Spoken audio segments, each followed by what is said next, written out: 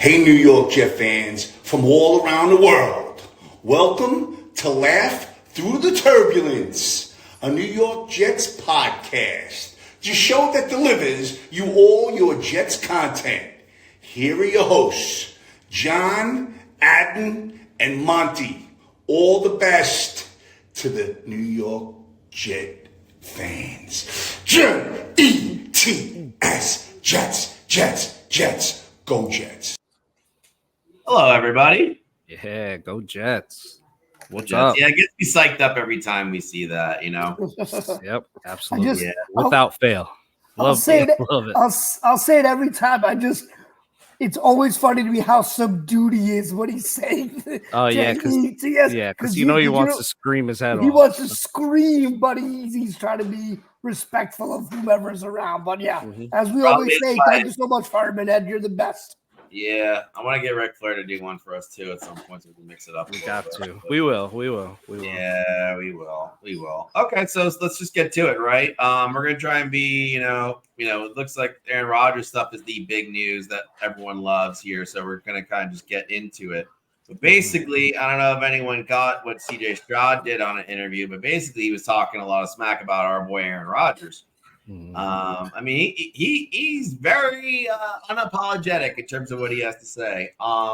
It's interesting. So basically, his first thing was that he'd take Eli's career over Aaron Rodgers' career, and then he basically said if you swap roles with Stafford and Rodgers, Stafford would have won several rings, plural, which I just thought was funny as hell.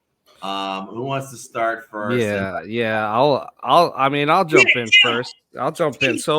So, first of all, Stroud, you have not been in the league long enough to be talking any kind of shit at all or any, commenting on people's career. Like, all right, you came in, you did a little something your first year. Let's see if you even have a sophomore slump. Let's see if you can keep it going. You probably will, and he's probably good, but like, come on, like it's not. You should have kept it very respectful and very quick and brief on that, but he didn't. So so I have two feelings about it though. Regarding the Eli comment, that one's actually a little bit more of a tough question because football is the ultimate team sport, right? And the goal of that sport is win the Super Bowl. And Eli has more wins than Rodgers had. I'm not saying that's Rodgers' fault or Eli's fault or that Eli is better than Rodgers. I'm not saying anything like that. But the fact remains he has, more Super Bowl. He has more rings than Rodgers does. Additionally, Eli is actually 12th all time in NFL history in fourth quarter comebacks. So like Eli has it where it counts typically. And he has been a part of some very exciting, come from behind crazy games, including Super Bowl games. That's pretty cool. I think that's pretty awesome. And so looking back at a career, it kind of depends on, who you are as a person. Like in my life and my career personally, I'd obviously want to be Aaron Rodgers because he's top 3 probably all time ever at throwing a football. However, but in football, it's a team sport. Eli has the better team accomplishments and he has the come from behind wins. He's the guy who beat Brady's ass twice. That's pretty big. So like, that one I'm not as slamming CJ Stroud about, but the Stafford comment is just fucking stupid. Like it's an idiot comment. Like Rodgers is objectively a better passer than Matt Stafford. Like let's just call it straight up what it is. They have the same number of rings. They both had really good receivers in their time, Devontae Adams and Megatron. They both have played on stacked teams when they won their Super Bowls. Rodgers was expected to elevate a lot of players to their peak. Stafford walked into a already set up, situation for him. Exactly. He walked right into that and then was able to capitalize and win a Super Bowl. He is great. Don't get me wrong, but put Stafford on the Packers, I think you get the same result. If you put Rodgers on the Lions, I think Rodgers, they do a little bit better. Packers, and Stafford on the Packers, it would be same result, would be best case scenario. Whereas, Rodgers, if he had a defense, more few years, he probably would have more rings than he has. So he said, and first of all, he said it stupidly. He's like, Stafford guaranteed might. Like, what is guaranteed might? That doesn't even fucking make sense. But he said guaranteed might have more rings than Rodgers. It's just dumb. At best, it's a wash, but Rodgers is better. It's stupid. Go ahead, Nan. Let him have it. Eat him. Yeah, I think that, CJ Stroud, he said what he had to say. He's feeling himself a little bit, had a great rookie year. Funny enough, he's talking about Aaron Rodgers' career when the Jets put him in a blender and he had his worst game of his season against the Jets. So I find it interesting that, the Jets are the team and Aaron Rodgers is his target. But with that said,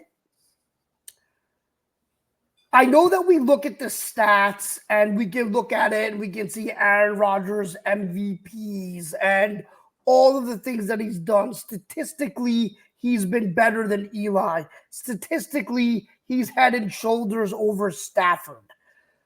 But I think a lot of that has to do with the fact that Green Bay is exponentially more stable than the Lions ever were, right? And I think that when you look at it from the Eli perspective, Monty, I agree with everything that you said, right? That's somewhat of a close one because of the Super Bowls, because of the moments that Eli Manning has had, right? That David Tyree catch, that 2007 Super Bowl win, that's something that's going to be etched in the history of the NFL because he ended what was going to be a 19-0 season, right? So I think Eli and Rodgers are closer than people would want to admit, even though looking at the stats, yes, again, Eli has one more Super Bowl. Rodgers owns him when it comes to stats, but I think it is much closer. Now, the Stafford piece of this I find very interesting and fascinating, right? Because it's interesting to me how the second you put Stafford in a stable environment with a good coach, a good front office, all of that, he won a Super Bowl, right? And so I think that the Stafford case is damaged by the fact that he played for a team that prior to the past couple of years was seen as worse than the Jets, right? And so I think there is an argument to be made that if Stafford was on a better team, he would have more success. Now, if you ask me who I'd want out of the three, my ranking would be Rodgers, Stafford, then Eli. But, I do think that the argument for both of them is much closer than a lot of people would want to admit. Yeah. Okay. All right. I want to just clarify things. First off, only Aaron Rodgers, when it comes to greatest quarterback of all time, only Aaron Rodgers is in that consideration of the three, right? All three are great. No question. When it comes to future Hall of Fame status, Rodgers is a first ballot. It's not even a fucking question, right? I believe Stafford is very close, but it's not a surefire thing. I think Eli might have to wait a year or two, but I think he eventually gets it, right? That's just kind of how I see it. When you've watched all these guys play, right, at their peaks, right, the guy that stands out the most in terms of on the field, oh my God, that guy is built different. It's always Rodgers of these three, right? To comment real quick on, and I have a graphic that I'll show in a second, but to comment on the Eli Super Bowls. Giants defense won those Super Bowls, more so than Eli. Eli had the drives, yes, the 2 drives at the end of each game, right? But Giants defense was the thing that actually won them the Super Bowl. They were able to pressure Brady, which is the one thing you have to do. and they limited how much offense production those Patriot offenses could do. I mean, Randy Moss didn't just destroy in that Super Bowl. And then the second one, I guess that was the Aaron Hernandez Gronkowski Super Bowl, right? They were able to, contain that quite a bit. So like, I award more credit to the Giants team for those Super Bowls than Eli. Packers situation. Rodgers carried that fucking team. Okay. And I think Green Bay as an organization didn't put enough around him to win more. But Rodgers maybe could have done more, yes, but so be it, right? Lions, one of the poverty franchises like our Jets, right? So but he did have Megatron, right? And that does help a lot. And even in the Super Bowl year, he had Cooper Kupp, who was doing crazy, ridiculous things and who actually won the Super Bowl MVP. I think Stafford's closer to Rodgers than Stafford to Eli. And I think that's just how it is. I think Aaron's a tier 1 quarterback of all time. Stafford is like tier 2, and then like Eli is like tier 3 or 4, in my opinion. That's kind of how I see it. But real quick, what I'm going to do is I'm going to just show the graphic of the stats between all three of these guys. We were able to use, I guess it was Pro Football Reference, which led us to the stat head thing. No, I hid their faces, although I think you can figure out who is who, right? There is one. They can figure out by the names, right? But also by the jersey colors, potentially. And also, Eli is the whitest guy to ever play the football. But basically, when it comes to career stats, I mean, the only thing Eli's got are the championship Super Bowl MVPs and the games played. I'm going to just say whatever. In terms of QB record, it's Sir Aaron Rodgers, of course. Literally just every stat out here except for passing yards a game.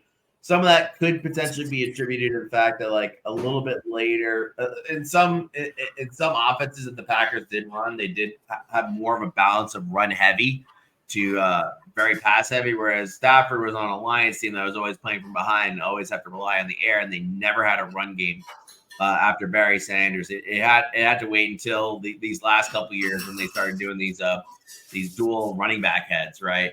But yeah, and also fantasy points, if Monty wants to point it out, Rodgers is by far superior. But the crazier one is the passing touchdown to interception ratio. Rodgers just has one of the most ridiculous ones out there. Also, the QB rating, Rodgers, I think it's just Mahomes at this point that maybe has a higher career QB rating, but I could be wrong on that. And also, Rodgers can run, which is cool too. But I mean, that's pretty much it. And then the Pro Bowls just kind of speak for itself. I mean, Stafford has actually more than Eli, which is actually kind of crazy to me when I really think about that, right? Wait, what? No, he doesn't have more. Eli has more. Eli has more Pro Bowls. More Pro Bowls than Stafford, which kind of shocked me a little bit, right? Okay. Yeah. Sorry about that. Can I ask a quick question? Maybe I'm not. What is AV under games played? What is that? Not sure. Right? Like, I thought I was going nuts. I was like, this should seem obvious, but what is? Yeah, one of you guys can look that up. That'd be cool. Yeah. Yeah, I mean, I guess it's got to be something with the games, right? Because Rodgers is 231 to 231, right? And Stafford has 168 to 206. Oh, maybe is that available? No, it wouldn't be available. No, because Rodgers wasn't available. So it's called approximate value. It's a metric created by Pro Football Reference to measure the value of a player's performance in a single season. It's a standard metric that allows for the comparison of players across years and positions. Okay, so Rodgers takes the cake on that one too. He smashes them in that one. Yeah. So basically, they're saying he was regardless of position, he was just a way more valuable asset to his team while the time he played versus those two players. That makes sense. And it's funny how that even though Stafford has more passing yards a game, Rodgers has a higher passing yards at attempt. Right? Yeah. Which is interesting. But also look at the other big thing. If you go down the awards and honors, only one of them has MVPs and all pro nods. Rodgers has 5 of them. 4 of them are going to be first team, and there's a second team in there. I think that was the year that Peyton Manning just destroyed every fucking record on the planet. Yeah. And he was second team. But the Pro Bowls also speak for themselves, right? Rodgers times 10. You know, I mean, he's just one of the greatest to ever fucking do it. You know. Yeah. I will say it's about CJ Stroud. I mean, just like some of the comments that he had, and I don't want, were very interesting. I mean, there was other stuff in that interview, right? Like basically when he mentioned the 5 best quarterbacks in the league, he had Dak and Hurts in there, Lamar, Patrick Mahomes, himself. And he had himself at 3 right now. Yeah, but I also got all black quarterbacks, which I thought was very interesting in itself. But then he put Josh Allen in. He took someone out and then put Allen in at the end. After, yeah, Hurts, because he was just like, oh wait, I'm being a little. Oh yeah, I'm being a crackhead right now because Josh Allen is one of the greatest quarterbacks right now. I think Burrow's the second best quarterback in the league. I think he is. I think if I have to give the ball to anyone right now after Mahomes, it's Burrow. Burrow? Interesting. Yeah. I mean, he's got to show me a little something this year, though. If he has another off year. If he has another off year this year, health or no health, man. Fair enough, but I would say this: you got to play. If he put Burrow in there and he left it and took out only Hurts, like it still would have been all black quarterbacks because Joe Burrow is fucking black as hell. Yeah, I mean that guy's so. Well, I mean, everyone's got their bias. Yeah, but that's interesting in itself. But all right, so whatever. I guess we'll give Stroud a pass. We'll just really hype up that primetime game we have against them, right? You just know that. Take the over in every stat that Rodgers could possibly possess in that game. If he makes it to that point, right? Absolutely. Yeah. Okay. So then I guess the next one we're going to go into is some of the stuff that we saw in OTAs or some of the news chat that's going on in OTAs. And the big one is definitely going to be Haason Reddick. Basically, like, he's basically the only one that hasn't shown up. Even Mike Williams is there, and he's not participating because he's still kind of recovering. But he's a lot of guys are not participating. Well, the big name, right? The one that's a lot of big names. Yeah. Who are the other big names that are potentially not? Well, Tyron Smith didn't participate. Well, he's there.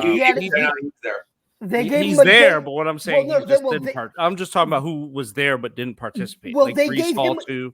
They gave him a day off, Tyron Smith, yesterday, just like a veteran rest day, but he has been participating. Yeah, I mean, he's been in, he's been there. Yeah, he's been in, in and out, but he hasn't been like, it hasn't been like every single, rep or whatever. Like, because he's been in the fucking building, though. He's been in the fucking building. Yeah. I'm talking about just there, but not playing. That we know hasn't been in the building is Haason Reddick. That hasn't been in the building. Yeah, it's just Haason Reddick. Yeah, I don't even know if he's been traded. That's interesting in itself. So maybe someone didn't notify him. But all right, so the questions are this: 1, are we fucking concerned? 1 to 10 scale. 2, what does this mean? Is he gonna fucking play? All that stuff. Adnan, I'll let you take it since just to mix it up. Yeah, absolutely. So I think on my level of concern, I'm at like a 2 or a 3, right? I don't think it's too big of a concern in terms of the contract. He's going to be here. He's going to play. I wouldn't be surprised. Like, I think I saw Adam Schefter might have tweeted this, but, next week is mandatory mini camp. People who skip mandatory mini camp, the way the fines work, it's going to be over $100,000. I don't know if he's going to walk away from that, right? So I think he might be here next week. But with that said, I think there are a couple of things, right? Should Reddick be here? Yes. He's a new player. He should be here meeting his teammates, all of that. But I also kind of put this on Joe Douglas a little bit because this is something that should have been resolved when the trade was made. Right? If he had a contract concern, you don't trade for this guy and then be like, if he asks, you figure it out when the trade was made. So this is something to me that's a little bit on Douglas that, he should have been on top of this when the trade was made. Secondly, in terms of overall team attendance and players at OTAs, right? I know that I think Kinlaw hasn't been there recently. Obviously Reddick hasn't been there. And I'm sorry, man. I don't care what your contract situation is, happy, unhappy, whatever it is. If Aaron Rodgers, a first ballot Hall of Famer, is at OTAs participating in every drill, Tyron Smith, first ballot Hall of Famer, if he's there, everybody should be there. Unless you're expecting a child or you had a death of a loved one. Outside of those things, you should be at OTAs. Those guys are there. It'll be very easy for Aaron Rodgers to say, hey, listen, I'm coming off of an Achilles. I'll see you in August. I'll see you in July. Nope, he's there every day. So that's what's disappointing to me is that, Reddick is taking this in the direction that he is. And again, the Douglas piece is a little bit frustrating to me as well because, dude, you don't win. You and everybody on the staff, this regime is out. And for you to not be buttoned up enough to have this resolved is a little frustrating. Now, I'm confident he will get it resolved, but it's just not a great look right now. And Reddick should be here. So that's kind of how I feel about his absence. Yeah. So, just to kind of jump in behind that, my concern level is kind of low as well. But now my concern for the future is I'm gonna be focusing on that in the future on where we are with that and if the deal's getting done and if it's not getting done, because I think what this was like a warning shot, like a shot across the bow. Like it wasn't a big deal. So just so you know, Haason Reddick is actually giving up a $250,000 workout bonus by not attending OTAs. That's a good point. So he's given up some money. He's given up some money. And his contract left is not a guaranteed contract either. He's got $14.25 million left, not guaranteed. So he's giving up money. He's letting them know. I think this is an intentional move to put Joe D and the Jets management on notice, because if you go back to March, Jeremy Fowler from ESPN reported that the Eagles actually delayed his bonus. He was supposed to be getting paid $1 million in a bonus from the Eagles. They delayed it so that he could seek a trade. He sought a trade. He got a trade. So, he wanted a new deal. It was well known he wanted a new deal from the Eagles, who clearly were either unwilling or most likely unable to do that. And just because he got traded, it doesn't reset the clock on that, Joe Douglas. So this is on you, Joe Douglas, to sort this out. For sure, when he was being brought in and talked to and courted, they were like, oh, we'll give you a deal. I guarantee that had to be part of the discussion. So, hopefully Joe Douglas is working behind the scenes in good faith to extend him and to give him what was promised so that he's happy going into the season. I just hope it's not too much of a bank buster because, honestly, we have good talent. We don't necessarily need any one player to the point where we need to pay them this outlandish money, in which case we should have just paid Bryce Huff to stay, because we can't go too crazy with that. But, again, this is a shot across the bow. This is him saying, hey, look, I'm serious about this. Get my deal right. But the good news is on the other side of that is Robert Saleh's comments on the matter. He said, Haason's a pro. He's been in this league a while. He's produced at a very high level for a long time. He's got his routine. If it makes people feel any better, we know where he is. We know what he's doing. And he's working his tail off to get where he needs to be to have a productive 2024 season. So, that's straight from the horse's mouth of Robert Saleh. He seems not super bothered by it. Joe D's just got to fulfill his end, and I think it's okay. My concern level is like a 2 for now, but I'm watching it close. Yeah, I'll be concerned in July. Late July, if he's still not showing up, but I think at that point he's just going to show up. It's interesting because, all right, so you got to think about the Jets salary cap going forward, right? Obviously, Quinnen Williams' big money is he already got paid, right? The big money cap hits are starting to come, right? And then Obviously, there's going to be some dead cap after the next 2 years of Rodgers, right, and all that stuff. But then after that, you've got a couple bigger contracts to decide on, right? You're going to have Garrett Wilson. Well, actually, Brees is going to come first, right? And so is ABT. ABT first, and then maybe something else in the O-line, like Tyron Smith coming back or whatever. But you got Brees. You got the other 3 first rounders, the first rounders in that draft, Garrett, Jermaine, and obviously Sauce is going to get fucking paid. He's going to be that. Those are all. I mean, who knows what those contracts are going to be, but they're going to be very long-term contracts. I know that if you pay Haason, right, it's probably going to have to be something a little large, right? It's probably going to have to be like a 3-year, $75 million contract. Something like that, it could be, or it could get to the Brian Burns number, which I think maybe is what he's targeting. Brian Burns really got paid, so I could very well see that happening too, right?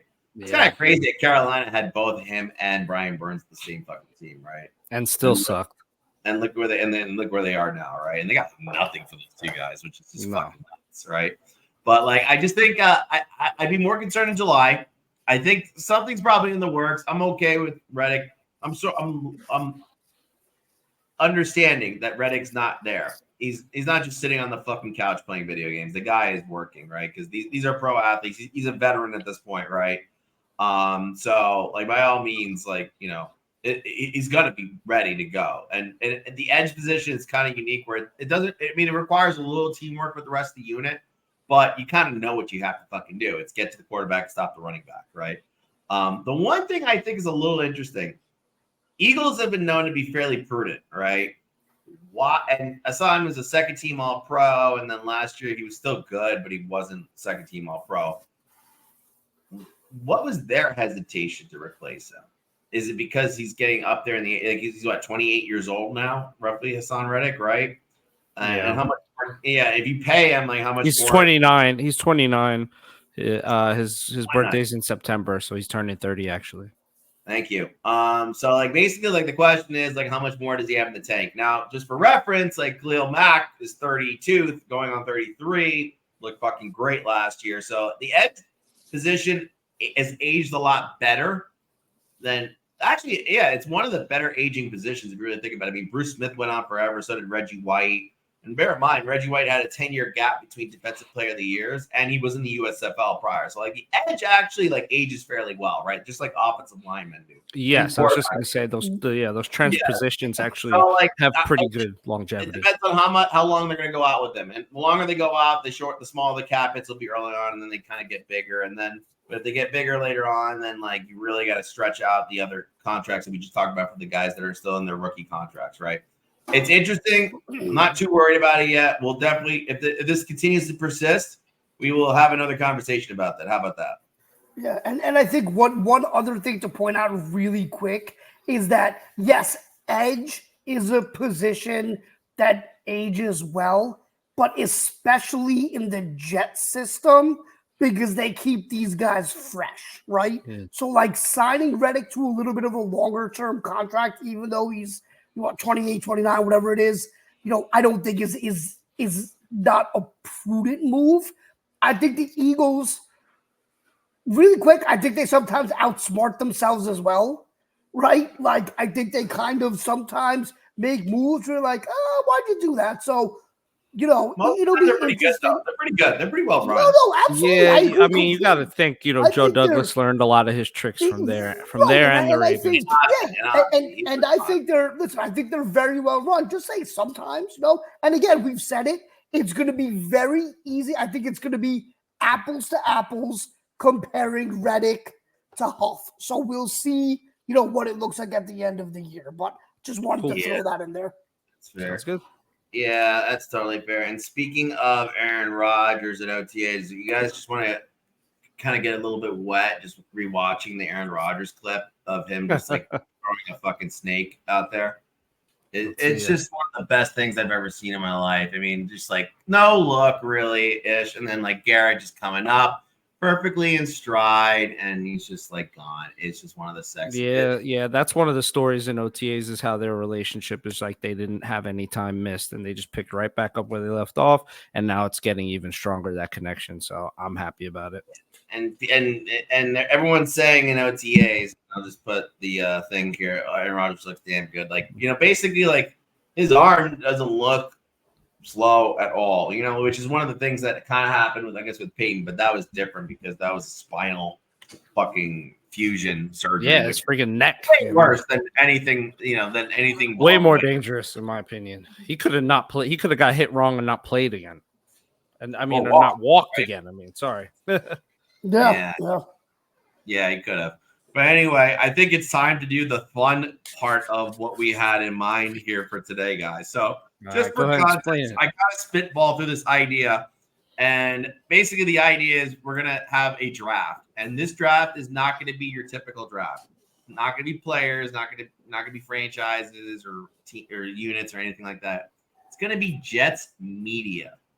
So essentially the way I wanted to phrase this, it's people that are predominant in the Jets media world, whether it's like through a YouTube channel or some of the major broadcasting networks out there like ESPN, The Fan, The Athletic, and some of the other kind of outlets that are out there. And we kind of just wanted to have a draft, right? Which I think that was a very cool idea.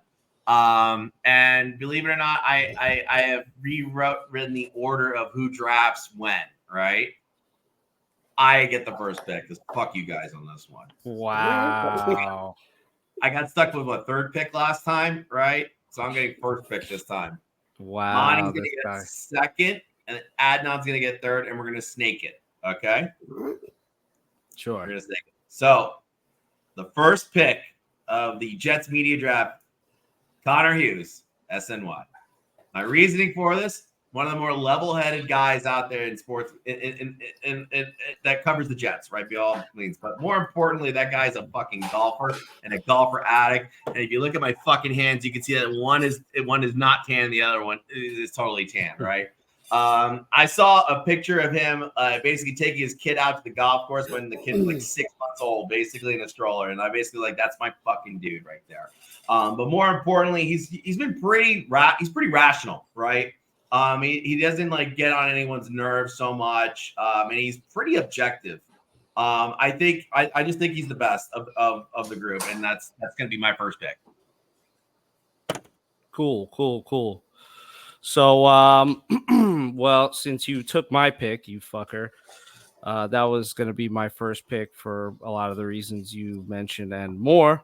My pick in lieu of having access to Hughes is going to be Michael Nania from Jet X Factor, right?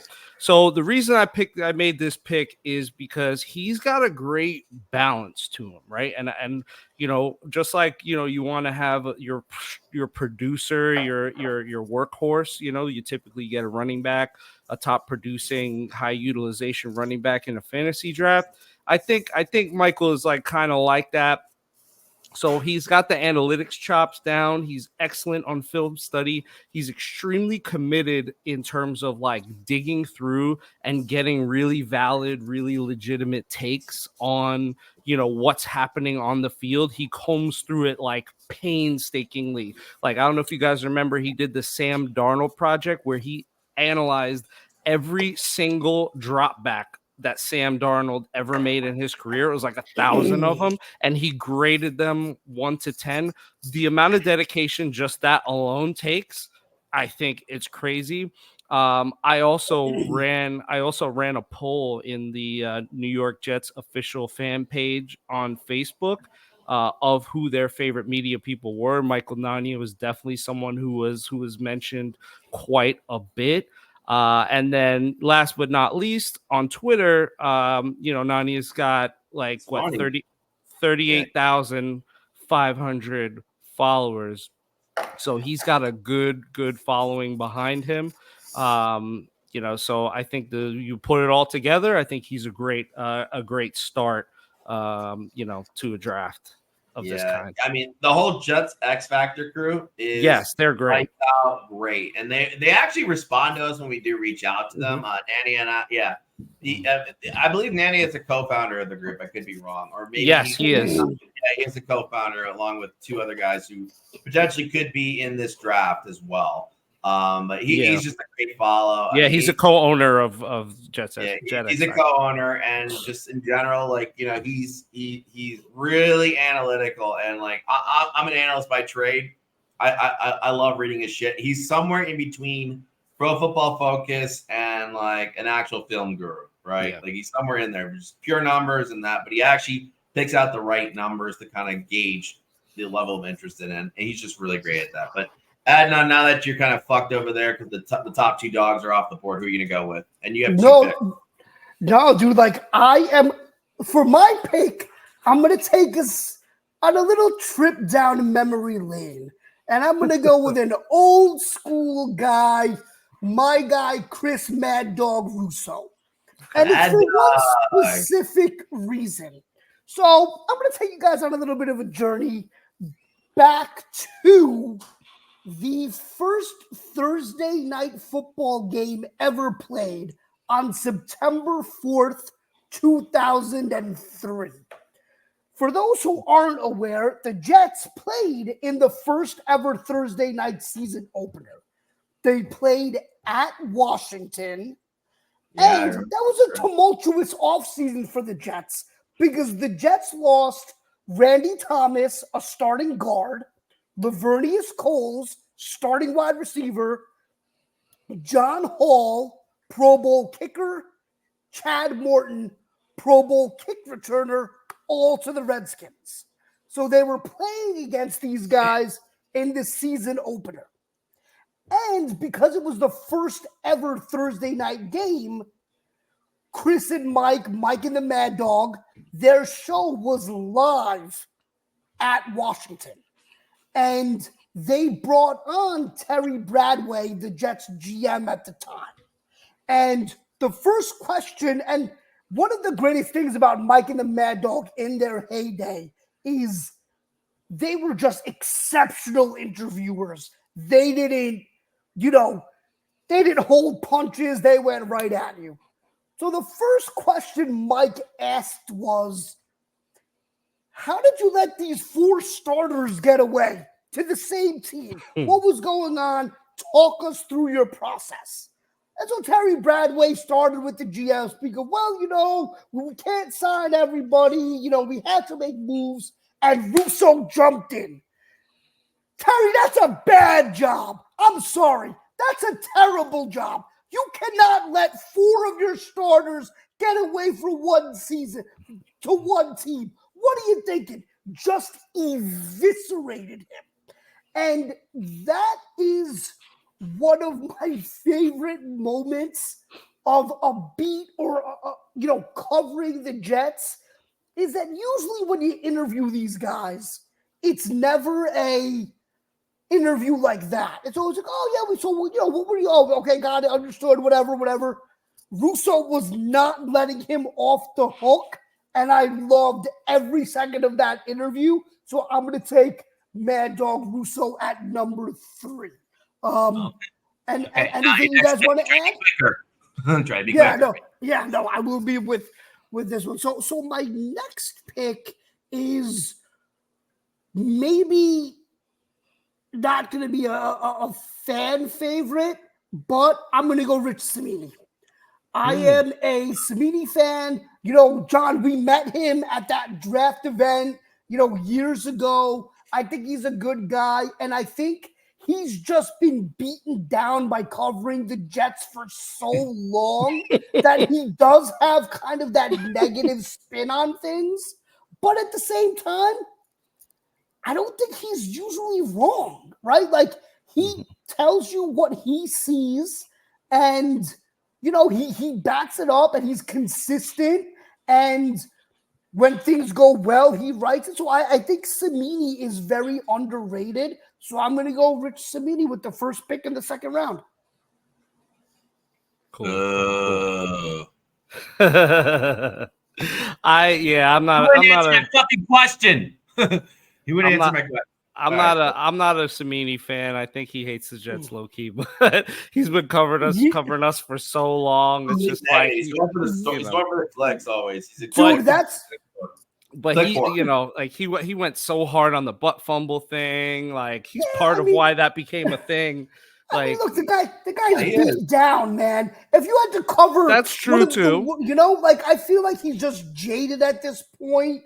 And I think if this team is good this year, I think you'll see a difference in me. yeah, for me, Samini was just like he was only in my radar just because he's good at the breaking news. Like That's a fair. lot of the That's breaking fair. news, he's good at. Because ESPN, he has all the But content. anyway, with my pick, my next pick, I'm gonna go new school. I'm gonna go with an up and comer, a guy who I think we actually even kind of aspire to be a little bit like here on Laughing Through the Turbulence, and I'm gonna go with my boy Jake Asman. Jake Asman.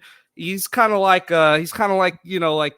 almost like a Garrett Wilson for the Jets, because it's like he's like kind of newish to the game, but he's been making massive strides. Like his Twitter isn't that crazy. Like he's only got a few thousand, like 3,000 or 4,000 on Twitter, but his YouTube and his show have been blowing up. He's got, he's amassed almost 40,000 YouTube subscribers, just in these past like couple of years that he's really gotten well, that he's really starting to, take off. What I like about him specifically is that he's a realist. He's a Jets realist, right? And I empathize with that the most, like as a podcaster, as someone who's a Jets fan, like, because I can't be like these guys who are like, oh, every year's our year, every year's our, like, no, like it's the Jets, like, like there's got to be an element of like, a little bit of pessimism and a little bit of skepticism. And, you got to have a clear head. I think he does that. I think he's got great guests. His fan base is a great reflection of the Jets fan base. He does a lot of cool things with his guests. Like, he'll have certain regulars on the show and he gives them their own little like theme intros when they call in, like cool little stuff like that. And he gives me hope because, just 3 years ago, when he was kind of just getting started, if you scroll back in his videos, he was getting the same amount of views that we were, but less. He was averaging double-digit numbers on his views just 3 years ago. And he's also pretty good on breaking news. Like he's kind of just after these other guys, but what he doesn't have in terms of like being the connected source to break the news, he makes up for it in the fact that he goes live immediately, interacting with fans, talking to people, getting, feedback, all that stuff. He's also kind of data driven too. He likes to look at film. He likes to bring on guys that are great with analysis and film. He has people like Connor Hughes, like these other media personalities that come on his show. I think in a few years, he's going to be a monster in the Jets media scene. I think he's only going to go up from here. And I'm very confident in my second pick. I called it on the show once and I gave him a couple of the questions that we gave Izzy and was not as very high on those questions. He was just like, he just answered and just like moved on really quick. What was funny was the next two callers that called in, they wanted to keep going with the game, which I thought was really interesting. That's when I knew that we had a small viewership opportunity here. Yeah, he's got a good fan base too, but yeah, exactly. Yeah, he does. But he's getting a little corporate for me at this point. Yeah. Okay, so I got two picks now, which is just awesome. All right, so I'm not going to give his last name out because I don't think he reveals it, although I'm friends with him on Facebook. It's Ryan from Jets Talk 24/7. That's my next pick. What's interesting about Ryan is actually I met him at a Jets game. It was Jets Bills home opener in 2019. It was right before the Mono game. He was in my section. I think Matt O'Leary was with them too. And this is when he like really started out really little. Like he was just like, just like Monty said, like really low viewership to start. And we started talking, right? And basically like the second CJ Mosley went down, I was like, dude, it's over. I just knew right away. But he's really good. He's very rational. And he's got a lot of heart in this business. So like, honestly, like all to, I mean, and he did give me a couple suggestions for how to do things. Also, another guy who I'm sure is going to get picked up in a little bit, just in terms of using this platform, StreamYard. If you want to sponsor us, StreamYard, go ahead. And basically, and it gave me a few tidbits on how we should do our show. So I'll give him credit for that, but also the show's really good. And also the Tuesday night showdown that he has with O'Leary and Green Bean's pretty entertaining too. So I will put him in that group. And then I have another pick, and God, I don't know how I'm going to come off with this pick, but I heart emoji Diana Rossini. I'm just going to. Damn it. Stop taking my shit, bro. Yeah, John, just keep it above board. Chief Compliance Officer, keep it above board. Keep it football related. All right. I don't want to hear. Dude, I can't help it. Well, no, that don't seriously, John. No. Let me just go on a little bit. So, like, first wave of Diana Rossini I really got notified on was on ESPN Radio's Dan Le Batard and Stu Gatz show, because she was a guest on there for a while. And Stu Gatz is like us. He's a hardcore Jets fan, like loves the golf like me, and just smoke heaters on the golf course, right? That's basically Stu Gatz, right? He's a manipulative liar, which I'm not, but he is. But I could tell, just from the Diana Rossini, who's just a Jersey girl at heart, right? And very loud and just like, also very attractive woman. See, this is above, whatever the waistline I am. But like, yeah, I just knew like Diana and I would really get along. And unfortunately, she's married now, which is why if she wasn't, though, she would have been my first pick in a heartbeat. But hold on. She wasn't your first pick only because she's married. Yeah, this would be my way to profess my love for Diana Rossini and to try to get, say what's up. Oh, shoot your shot. She was really good on ESPN, and now she's on the Athletic. And unfortunately, and also the other thing was that she kind of tore us apart with the in the locker room kind of bullshit that like Nicole Hartman kind of started up, which I didn't really love. But other than that, she's been pretty great. And she has a large reach, so I'll just give her that. So she's my third round pick, first pick in the third round. So Monty, you are up again. I am up. Well, so the first thing I'm going to do is I'm going to ruin your stack because the Diana Rossini is just not as she's a force by herself, but she's not 100% without Zach Rosenblatt. That's my pick. Zach Rosenblatt is one of the best sources for breaking news. He's broken a lot of stories. He works with Diana Rossini. 60K followers on Twitter, so he's got a nice little following. He helped expose the dysfunction between Zach and LaFleur. He also did that piece with Rossini on the dysfunction in the Jets organization regarding Saleh. He's got that. Between him and Rossini, they have some serious sources within the Jets organization, or maybe they did, I don't know, but it seems that they seem to be very plugged in on what's going on. I just love that. I think you need that.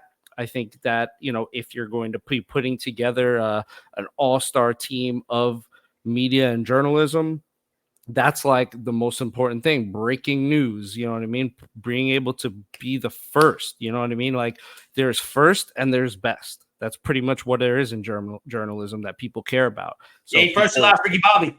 Yeah, exactly. So if you ain't first, you're last. So he's first a lot. So Zach Rosenblatt's on my team. Yeah, but you can come in second, third, fourth. Hell, you could even come in fifth. I was high on Quaaludes. That's from Talladega Nights. Talladega Nights. I'm not on Quaaludes. Solid movie. I'm not on Quaaludes. Those are really hard to get. All right, adding on with the double snake. Yeah. All right. So I am going to go. Maybe break the rules a little bit here, and I apologize for doing that. But we have Brandon Tierney, Sal Licata of BT and Sal. I'm going to break them up, and I'm going to take Brandon Tierney. And the reason why I'm going to take BT is because, one, recently, I don't know, you guys have probably seen it, his unkillable speech after, Aaron Rodgers went down that Tuesday. I bought an unkillable t-shirt because I love the rant. I think I don't always agree with everything that Brandon says, but he is such a passionate fan. He loves the team. And, I think he's a very good advocate for Jets football. And he has a really big platform on WFAN. And I just think he really has a really good head on his shoulders when it comes to the Jets. And it's nice to see, somebody in the afternoon or in the mornings who's, a New York Jet guy. I really appreciate it. So Brandon Tierney is my guy with this pick. Okay. And you got another one. Yeah. So my next pick is going to be another WFAN guy. It's going to be Boomer Esiason. Boomer played for the Jets amongst other teams. He's a Long Island guy. He's a Northeast guy, played at the University of Maryland. And I think he has, kind of like you said about Connor Hughes, John, he has a level-headedness about him in the way that he kind of talks about, not just all sports, but the Jets. And I really appreciate his perspective, being a former Jet quarterback, understanding what it's like, and having a little bit of success. Maybe not as much as we'd liked as, when he was with the Jets, but he is a former MVP, played in the Super Bowl, and I just really appreciate Boomer Esiason, so he'd be my guy here. Nice. I hate you for saying that just because Boomer is, I believe, like the first quarterback I really remember. Because like I'm born in 87, right? End of 87. So like, I was a fucking infant basically. But like, yeah, like he was kind of the first quarterback I could really remember watching, right? Yeah. And like, and it was kind of a tough run. I mean, like he was supposed to be kind of like our Aaron Rodgers then, right? Because he was a former MVP and all that. Mm-hmm. And those teams were just hot garbage though. And he had the look of a quarterback, you know what I mean? Like kind of like what's the move? What's the Flash? Yeah, Flash Gordon. Yeah, but he was basically that, like blonde hair, like just I don't know. But congratulations for getting a good pick there. I'll just say that. But it's weird that he identifies more as a Jet than he does a Bengal, right? Which is cool. Well, I think here, right? But I think outside of New York, NFL wise, I think he's seen, as a Bengal. But listen, he's a great guy. Just like, I love the guy. And John, to your point, I'm older than you and Monty by almost significantly. I'm 44. So I was born in 1980. So like, I remember Boomer, signing with the Jets. I remember all of that. And he was like, after Ken O'Brien, he was kind of the guy, and like, it was an interesting time to be a Jet fan, early 90s, getting Boomer in. So yeah, I love the guy for sure. It was a rough time being a Jets fan in fucking like kindergarten, first grade. Yeah. It is. It was like everyone's like, "What's your team?" Like, and they're like Niners, Cowboys. Yeah. Oh God, everyone was a Cowboys fan back then. Jets. I'm like, why? I'm like, my grandfather had season tickets. Yeah. I'm like, he gives me $1 every time they win. You know. Yeah. Right. I wish. Me with $1. We would bet like $1 a game, and I would never pay him, but I would always. I would have been a Jets fan way sooner. Yeah. But then there was that 13 season. I was just like, oh, shit, I think we're stopping this. And then the next season was 1-15. I was like, yeah. God. All right. So it's my pick, right? All right. So another, so when I did this, I kind of broke it up into like a different categories that I felt I needed to have on my team. So I kind of have like balanced, men of the people. So balanced are like, kind of they're all of these things. Men of the people are kind of like they're just people that are popular, that people like, that they're into. Breaking news guys who are, break the stories. And then film guys who can break down film, do the analytics, actually give meaningful insight that you don't get anywhere else. So I want to make sure I always hit all the targets.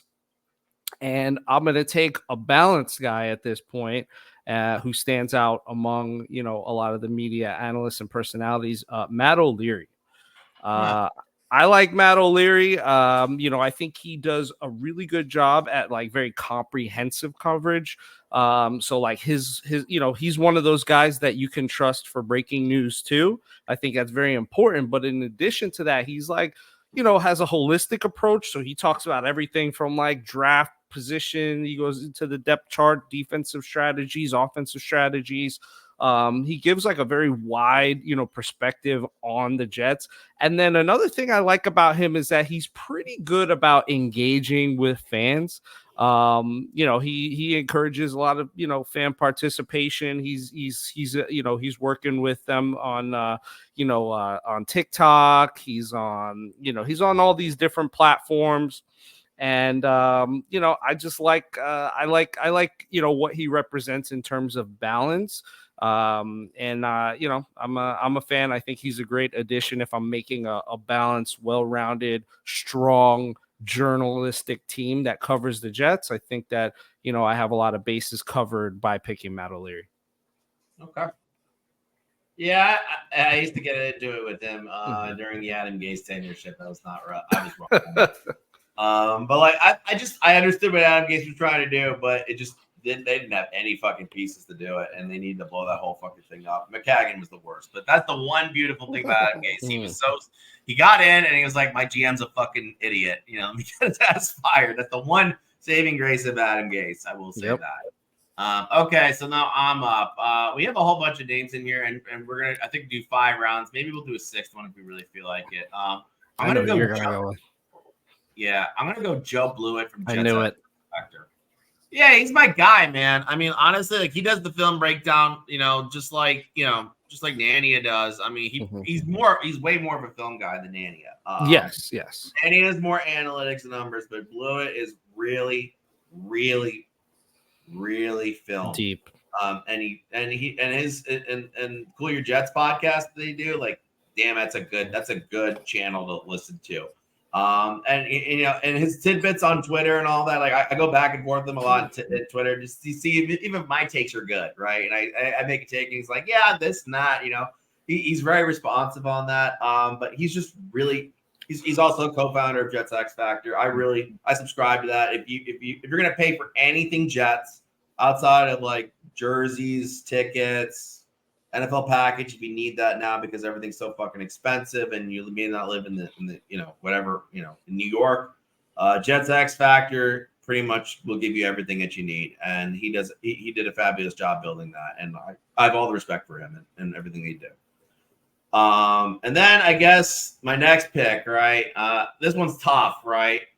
I'm gonna go Greeny, Mike Greenberg. Boo! I will say this is the only reason why I'm picking Greeny, right? It's not because I agree with anything that the guy says, right? In terms of just like what his thoughts are about the Jets organization. But sometimes when it comes to wrapping up the misery that us Jets fans have come into, right? There is nobody that does it better than him in terms of just summing it up and he does it on his platform, right? And he some of his rants are just really good about it. He's just like, this is all I know. Like all I know is suffering and misery. And of course, Aaron Rodgers would tear his Achilles the first game, the first nice thing we've ever had at quarterback, right? It's just he just sums up that sentiment that a lot of us have shared so fucking well. And I would hate not having him be picked amongst all the kind of names that we rounded off on the side sheet that we had, right? So I'm gonna go with Greeny. If he wants to come on the show and rant, that'd be fucking cool. Obviously he's probably too important, too big time for us, but that's okay. And I don't really like Get Up. I like, Mike and Mike. Mike and Mike was a great show. Mike and Mike agreed 100%. He's the that was the peak of ESPN radio. It was Mike and Mike, Levitard, it was Scott Van Pelt and Russo, right? Even Cowherd was tolerable. Yeah, so I would say like he's just too whiny for me. Like just too much. Like, and this season when the Jets schedule came out, he said, "Don't send Rodgers. I've seen this movie before." No, he's way too whiny for me. And I think there's a fine line between like misery and whining. and he Yes. whines too much for me. That's fair. And I also think, let's be blunt, he's the reason Mike and Mike went off the air. He wanted to branch off, do his own thing, didn't really, include Golick in that decision. So that kind of taints him for me, but more so it's just way too whiny, man. Like, we've all faced it. So on that note, my pick, which is very much in the vein of what you described, but I think this guy actually captures the pain and the misery and the strife that is being a Jets fan even more than any of these other guys, even more than Greeny. He's an OG. His podcast is literally called Oh, the Pain. He's an old school master historian of being a Jet, and that's my boy, Joe Benigno. I think that guy is just, there's no one I rush to faster to hear his rants after a Jets loss than Joe. Joe B is just, first of all, he's just been in the game forever. Very down to earth, relatable analysis. He's an everyman, which is very much in the spirit of our podcast. We're not like these guys that are super plugged in or super whatever. Like, we're just some guys who started a podcast, and like let's be real, we're beneath that even. And he's kind of like the everyman. He speaks like, just talks, straight up, like he sounds like, the guys you see on the corner in Brooklyn, going to, like just walking down the street in like Bensonhurst or whatever. He has that thick, like rough New York accent. It's just, he's super passionate. He's loyal to the Jets to a fault. He doesn't hold back, though. He doesn't hold back. You know what I mean? So he is, he'll say what he wants to say about he'll say what he wants to say about the team. And he doesn't like, for example, he's like friends with Robert Saleh. He goes golfing with Robert Saleh. Yeah, but that's my point. And then but wait. Let me finish. He'll play golf with Robert Saleh, but then he doesn't hesitate to say like, oh, listen, I like Robert Saleh as a guy and we're friends, but he's got to do better with this. He's got to put sauce on this guy. He's got to do that, and he'll roast him for doing his job. No euphemisms. I love Joe Benigno. But Monty, he leaked texts between him and Robert Saleh. He was talking about personal. That wasn't on purpose. No, that's unforgivable, man. No, that's not on purpose, man. No, that's not on purpose. It's not on purpose. He's like 70 years old. It's like your dad. It's like your dad, talking about a text. He's not good enough. I don't agree. He knows better. He should know better. He knows better, man. No, you want to talk about knowing better is like Rossini and Rosenblatt putting their hit piece out on Saleh's birthday. I know I picked Rosenblatt, and John, you pick Rossini. That to me is because I have the hots for her, dude. Yeah, that's some shit. Dude, that's some shit that's unforgivable. When you put a hit piece out and like you go to you. But there's no way. Monty, that's journalism, right? They vetted their sources, so they put it out on his birthday. It's a hit piece, okay, right? Yeah. What's more unforgivable is leaking private texts. A guy that you trust, who's your guy? I go golfing with him, and then he says, "Oh, I got these texts from Robert Saleh, and here's what he's telling me." That's unforgivable. That's the equivalent. Again, it didn't come from so first of all, he kind of said his piece about that, and and did his best to make that situation right. But again, he's an old ass guy. Like, he's just that. But John, Monty, we've talked about it before, right? Like, ignorance isn't a defense. Fine. Age isn't a defense. You can't say, "Oh, he's too old to know better." I'm not saying it's completely that, but like what actually happened, who was actually hurt by it, who lost their job, like nothing happened from it. Like, it was just like, it was a faux pas. It was a journalistic faux pas, which almost every journalist has made. It's not like he's, it's like you're acting like he's Manish Mehta over here. You know, it's Dude, not all. listen, It's not that. That's where you're He's fucked up. my Beningo thing is and listen, if the leaking of text things didn't happen, I would have picked him earlier because I'm an old school guy. Love Beningo. Like he's been part of my soundtrack growing up my whole life on WFAN, right? But man, to me that's unforgivable. Nah, the leaking guy's private been, texts. bro. The guy's been commentating on the Jets since I was in friggin' diapers. If that's the worst thing that happens in the 50, 60 years that this guy's been a friggin' Jets fan, I'm okay with that. But that's a really bad thing, man. That's a breach of trust, right? He's not a guy who was like, I'm covering the Jets and all these sources are saying this. It was things that Robert Saleh trusted him with. And listen, maybe Robert Saleh shouldn't have trusted him. But if he's your guy, if he's your golf buddy, and I don't know, it rubs me the wrong way. So I can't. Well, I mean, listen, he said he was wrong. He admitted it. He gave his public apology about it. And again, I don't think it was any sort of an intentional situation. I think that he made a mistake, and human beings make mistakes, and I'm not gonna crucify him for that. Yeah, can't put the toothpaste back in the tube. That's the way that I look at that. But All right, who's got the next pick? Is it me? Final pick. Yeah. All right. So with this pick, I'm gonna go with someone younger who's kind of ascending through the ranks. Is Connor Rodgers, and I think Connor he's on multiple platforms like SNY, Pro Football Talk, and I think he just landed a gig, I believe, with Pro Football Focus. He's really an up-and-comer, does the Jets pregame.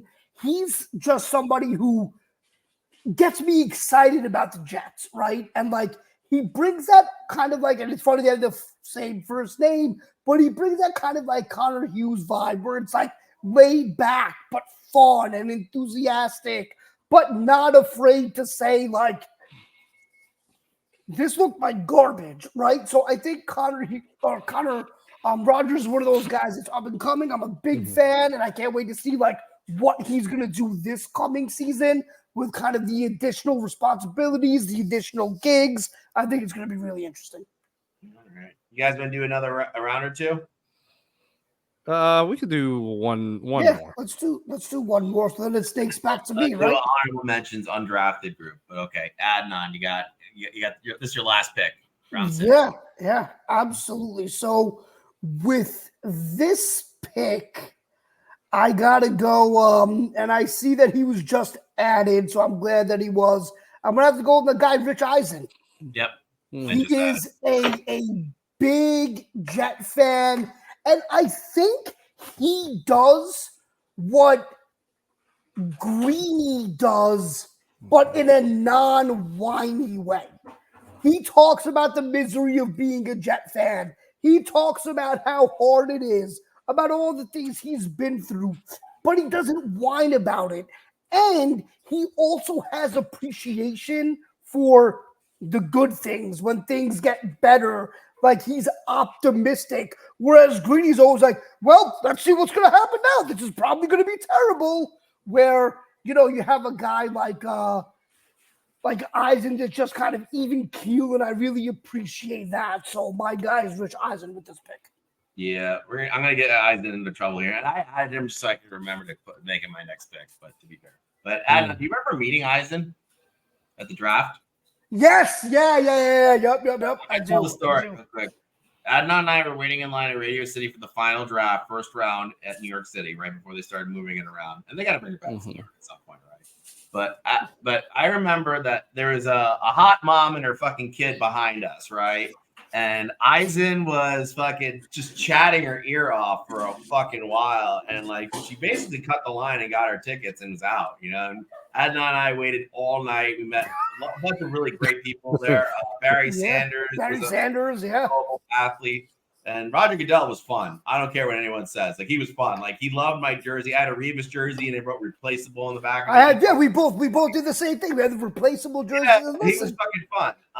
But I don't know. Eisen was definitely married still at that time, so who knows? I just had to look it up just for record. Let's edit that story out, Monty. I think probably edit that out. Apologies. Keep running the 40. I'm sure you're gonna break 5 seconds at some point. All right. Anyway, Monty. Yeah. So my honorable mention is gonna be your pick. It's your pick before we go to honorable mentions. Yeah. This is. I thought this was the honorable mentions pick. One last round. Yeah. Oh, okay. I'm gonna go with the Buffalo Jet fan. There you go. I think he's a great content creator. I think he's a very sharp guy. He brings a unique perspective, being a guy in Buffalo, surrounded by, essentially behind enemy lines, like surrounded by Buffalo shit fans all the time. And he still brings the heat. He still he's funny. He's creative. He also has pretty diverse coverage. He does a lot of fan engagement. He's still on the lower end, but I see him rising the ranks. He's in the 5 digits now on Twitter in terms of his following. I've interacted and engaged with him a few times, even though I hadn't agreed with a couple of his takes at certain points. I still respect where he's coming from. And I like his YouTube. He's one of the YouTube pages that I watch. And so Buffalo Jet fan. Yeah, he's a great follow. And I thought he did a really cool thing for the all AFC East team. He pretty much got it all right recently, but except for he should put Michael Carter II in there. You say that name, put it in there. All right. So, I could just joke around here and put Jen Sturger on this list, right? My pick. Yeah, that was the one that Brett Favre sent the dick pics to, essentially. That was Chief Compliance Officer has a long night ahead of him. He was definitely the hottest. Seeing her, Jesus Christ. All right, John. My place, that would be it for me. Cool. Okay, so there's a couple guys on here. I was thinking Green Bean. These are guys who basically say it's honorable mentions. Robbie Sabo is that was mine. Yeah, he's pretty great too. I might go Sabo. He does really good interviews with a lot of Jet, especially Wayne Corbett. He's got a really good relationship with him, and that's why I was hoping we can get Wayne Corbett on. But Corbett, is getting a little. I don't know. There was too much there at that point. I think we need to be established before we get Wayne Corbett on. But he's also really good at film breakdown. But also it's interesting. Fluid's more mechanics of the film breakdown, right? But Sabo is he's really good at basically saying, hey, this is why this person made decided to do something differently than what was designed in the play. He kind of because he coaches high school football, I believe. He's a DC as well, so he really fucking knows football, and he just has he has a great voice for broadcasting and all, radio or whatever it is. He's just really, I think he's really good. So he is my last and final pick of the draft. But I guess we can go through honorable mentions. We'll just do this quickly, right? Since we did 18 picks. We had a couple guys on the list that didn't make it. Dennis Wazak Jr. from Associated Press. We had Gia from The Fan, Green Bean, who also joined Leary, and Ryan on our Tuesday powwow. That's always a fun show. We had Francesca and Michael K from The Fan, Paul Esden from The Heavy. And then I guess Jen Sturger didn't make the cut because of the compliance reasons. Yeah, compliance. She used to be a model. Sal Licata didn't either because he's a Jet hater, so we want no part of him.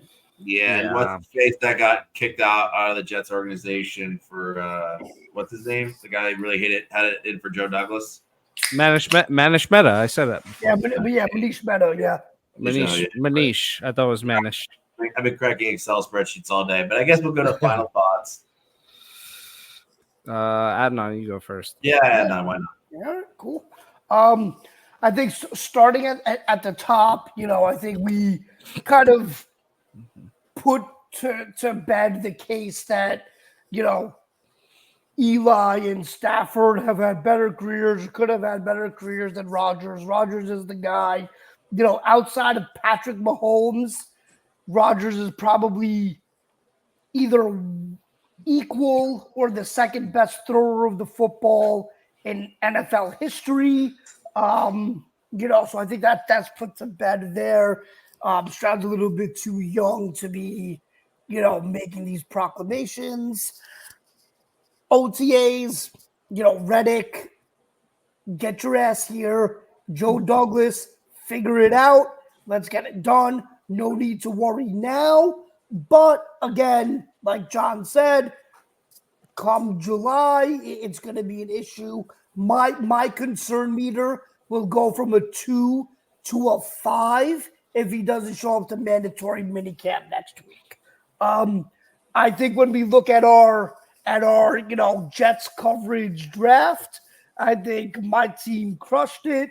Got the got the old school guys, got our new guy in Connor, and I think we really killed it. I think, my team is ready to rock, and, maybe we can revisit this, mid-season or at some other point, see what our picks are looking like and have an update maybe during the bye week. Update.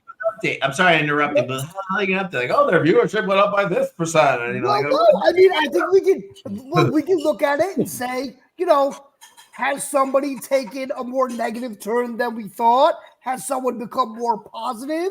Like my guy Samini, when the Jets are, have 2 losses at the bye, and we see Samini talking about Super Bowl, his stock is going up, right? So there are things to just kind of look back at and review a little bit.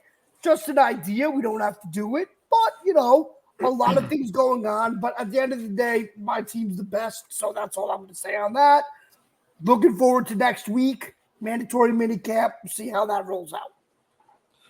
Yeah. So, OTA stuff, I'm not even really worried. It's all fluff at this point for me. Reddick's not a worry for me. Lazard's not even a worry for me. For me right now, it's just staying healthy and gelling. That's all I want the team to focus on, is staying healthy and gelling. I think everything else will figure itself out. Rodgers will lead the team. Saleh will lead the defense. And we'll be in a good place there. So I'm not worried about Reddick, not worried about any of that other stuff. I think we're in a good place. I think we're going in, going forward. First of all, before I forget, if you're watching this, don't forget to like, comment, and subscribe. And also, if you really liked this exercise, this little game that we did with the draft, talk about it in the comments. Tell us who you would have picked and why. Tell us who you think kind of has the best team. Adnan just went over his team. My team was Michael Nania, Jake Asman, Matt O'Leary, Joe Beningo, and the Buffalo Jet fan. I think I have a solid team. Zach Rosenblatt. Sorry, Zach Rosenblatt too. And I think I got screwed a little bit with John deciding to randomly switch himself to first overall pick. Fucking the biggest bullshit ever. Just so you guys know, we agreed way ahead of time that we were gonna do. I made up the order. I was randomized it. And I just randomized. You randomized it, and I got first. And I had first pick, and you took the exact guy that I was gonna pick with first pick. Well, so no, it's funny because when we talked about it offline, John was like, I don't care what the order is. Who cares about the order? Whatever the order. Doesn't matter the order. Who cares the order? I think John figured that Hughes rightly deduced that Hughes was the number 1 overall pick because he's a fan's fan. He has the breaking news. He has the deep analysis. He does everything. And he's a golfer too. Great. Don't care about that much, but exactly, he is that guy. So, my team would have looked a little bit different. I would have had Connor Hughes. And then after nailing Connor Hughes, I probably would have, I think, gone Rossini actually over Asman. So John actually sniped me twice because Rossini actually, of all, which is, for probably reasons related to why John likes her, she has the highest Twitter by far in terms of reach of all of them, she has almost 350,000 followers on Twitter. Everyone else is like 100, 250, 20 here and there. But Rossini is just like everyone, follows her on Twitter. So she would have been on my squad. I would have liked that. And then probably come back with Asman at that point, and then maybe gone O'Leary or Beningo. I think those guys would have still been around. And then Buffalo Jet fan really felt more like an honorable mention to me than my last pick, but I happen to like him and I do watch his content, so he's solid for me. But I think this was a real cool exercise, and hopefully if any of these guys are watching, give us a share, tell us you liked it, Asman, shout us out, O'Leary, share our stuff, Nandy, everybody, you know what I mean? Like, give us some love. We're just a few guys trying to make it as Jets podcasters and contribute to the community. We love the Jets, and we'd love to have any of you on the show. So that would be great as well. If you want to come make an appearance, you're always welcome. Yeah, that's pretty much it for me. So go ahead, John. Connor's my fucking guy. All right, he has the job I really want. All right, besides the finance thing that I'm working on, you guys know I'm working on, right? And he will golf at all costs, which is basically me. All right, I've put off dates. We know. In the bedroom for golf because that's what I am. Okay, I am a golf compliance. Oh, we know. I'm not saying anything like I was like cruising all the time. That bad. Bikini pictures recently. Or Jen Sturger. By the way, credit to Jen Sturger for not blowing up Brett Favre while he was a Jet, only waiting till after. Okay. Let's go. That's the real one right there. Yeah. Okay. Gone. Okay. Got him. Which I think is funny. I like my draft just because I got the right balance. I got the big names, Connor and Diana Rossini, which I thought were huge. And then I got a lot of the YouTube guys and second, third tier, right? I really like Jets Talk 24/7 and what Ryan does there, and he's got a lot of enthusiasm. So I was really happy to land him, Blewett, and Sabo because they're just dogs in terms of what they do there. I'm trying to think of my last pick, and I put Greeny because I just think he's he's a real Jets fan. I know like sometimes he stirs the fan base into a bad direction, but he's a real Jets fan. It was a fun exercise. I'm glad I came up with the idea. And the reason why I decided to steal first pick is because I came up with the fucking idea. So fuck you guys on that one. And I came up with the order beforehand after I announced the idea, and then I changed it up just to fuck with you guys. John's the Eric Cartman of this show. Yeah, John just wants all the credit for everything. So you got everything. I need to start this too. I was the one that suggested in our group chat. I was like, hey, we should. It was a good idea. It was a good idea. Yeah, but now we got to hear you pat yourself on the back with. Be humble, John. Be humble, right? Like, get out of here. No, if I get you into marital trouble, I'm really sorry. Probably just a family friend of some sort. That was a good-looking mom, though, back in 2000. Yeah, that's above board, right? Above board. I think final thoughts are done. So we appreciate you guys listening. Wait. There we go. Fuck the Patriots. Fuck the Dolphins. Fuck the Bills. Go Jets. Go Jets. Always go Jets. Let's go. Thank you guys. Appreciate you all. Thanks for listening. Thanks for